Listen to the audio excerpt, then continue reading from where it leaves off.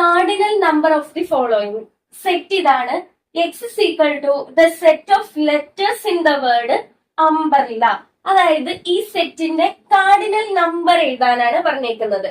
അതായത് ഈ സെറ്റിൽ എത്ര എലമെന്റ്സ് ഉണ്ട്, അതാണ് കാർഡിനൽ നമ്പർ എന്ന് പറയുന്നത്.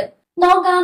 X is equal to set U വരുന്നുണ്ട്, എം വരുന്നുണ്ട്, ബി, ആർ, ഇ, എൽ, വീണ്ടും എല് വരുന്നുണ്ട്.